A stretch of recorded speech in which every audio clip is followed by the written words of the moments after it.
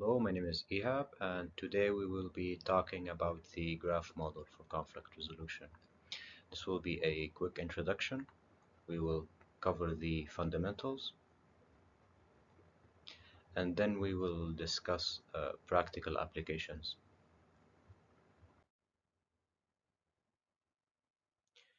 So first, we're going to define the graph model. It is a tool used to analyze conflicts that are typically involving multiple decision makers or stakeholders. To, uh, to quote the founder of the model, Heppel, he describes it as a methodology for the modeling and analysis of strategic conflict that is based on the assumption that the outcome of the conflict depends on the behaviors of the independent actors, the decision makers. He goes on saying that the core purpose of the GMCR is to represent and evaluate the outcomes of conflict based on how each decision maker acts intentionally within a defined structure.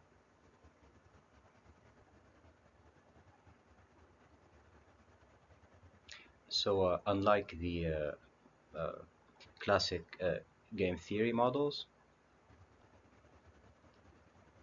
the graph model does not assign numerical values. The values are assigned relative to each other, and that's what we call ordinal preferences. So as we can see on the graph on the right, we have three choices in each column. They are arranged from top to bottom as the most desirable and the least desirable. We can see at the GMCR column that we didn't have to assign any numerical values. We just placed our preferences relative to each other, while at the game theory column we had to assign values to each choice, and that is the fundamental difference between the two models. Okay, so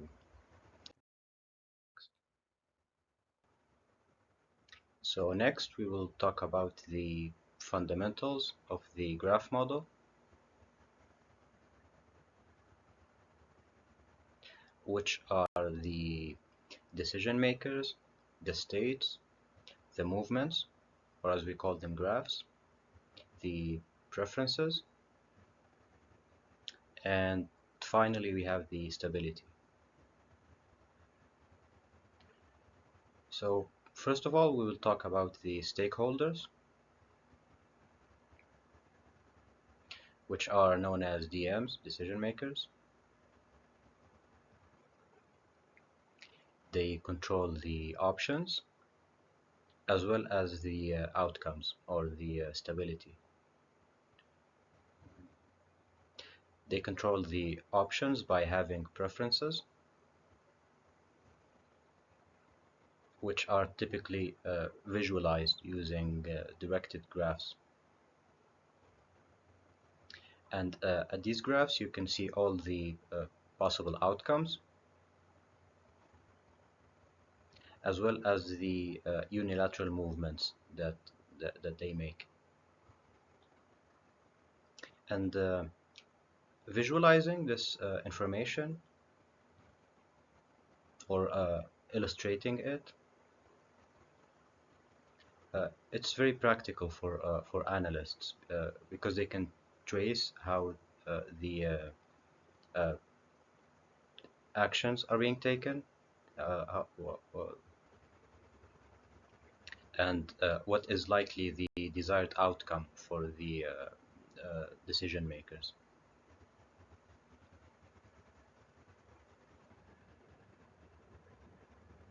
And to the right is a basic illustration of how the information is visualized.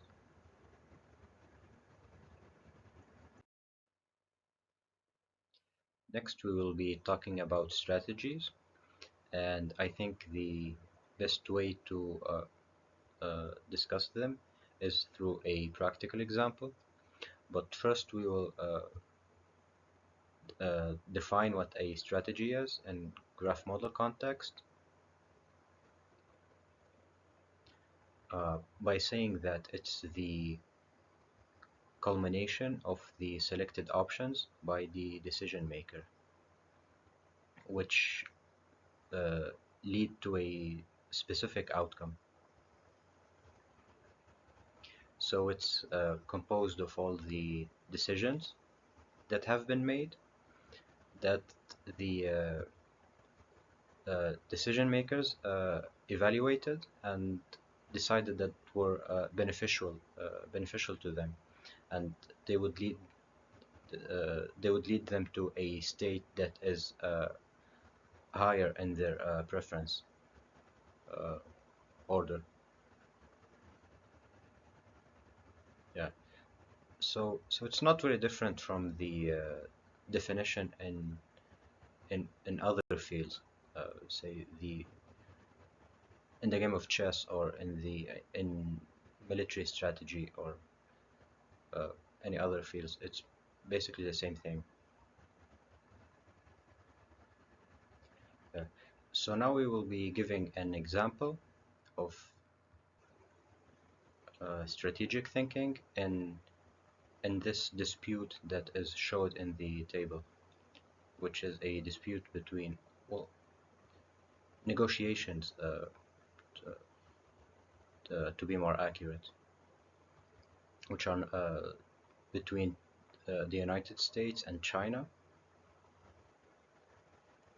over gas emission commitments. They are discussing or negotiating the degree of commitment that each one of them will be giving to reduce emissions. And now looking at the table, each player has two options: to cooperate or to not cooperate, C and D. And we can see four combinations in the table of the possible outcomes. Of course, each player wants the possible outcome for themselves, and we can see an estimation, a numerical value uh, inside the columns of how valuable each outcome is for the player. So in case both cooperate, each get 3 points. If one cooperates and one doesn't, that's in the second box. The one that cooperates gets 1 point. The one that doesn't gets 4 points. Box 3 vice versa, and box 4 is none of them cooperates, and they each get 2 points. Of course, as you can see, the best outcome is box number 1, that both of them cooperate. But the issue here is that neither of them can trust the other to to keep their end of the agreement, because there is short-term gain in not cooperating. They would not be restricting their industries, which will result in uh, financial gain in the short term. Of course, it could be outset by the long-term effects of global warming, but rationally, that should not be a consideration for this game. I think the situation is similar to the uh, game theoretic prisoner's dilemma, which is pretty much the same situation that we have here with China-US negotiations. It's where two prisoners, each one of them has two options: to cooperate with the interrogator or to not cooperate. Also, the best outcome is that both of them do cooperate. But again, as with our example, they cannot trust each other to meet their end of the deal. So we're left with a dilemma, a situation where there is no known winning strategy. So uh, uh, a lot of theory and human considerations have to be taken into account. And yeah, we will leave it at this for now.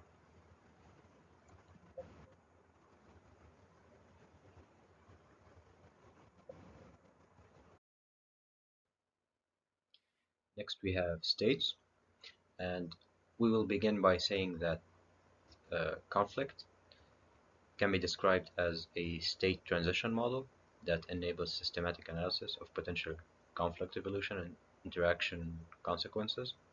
That is quoted from Zhu et al. 2009. And I think it's important to define a state, the state relative to conflict, uh,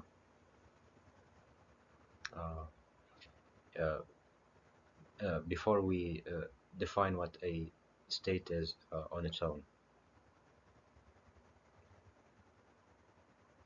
Okay, and so on its own in GMCR, a state is a snapshot of the conflict at any given moment. So um, and it is the set of choices that the M has made. So it has a similar definition to strategy,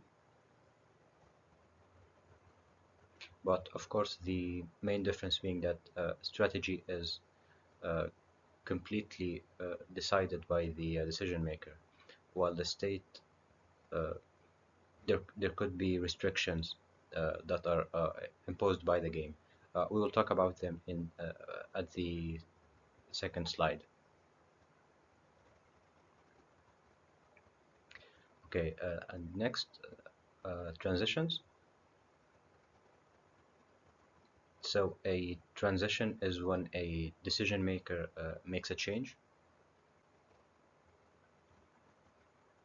and once they have made a change, now we have a new state. Uh, yeah, and so based on how many changes are allowed at the game, we have an evolving situation uh, uh, that can get very complicated. Uh, but analysts can keep track of that because all information is all moves are visualized, and they can keep track of them.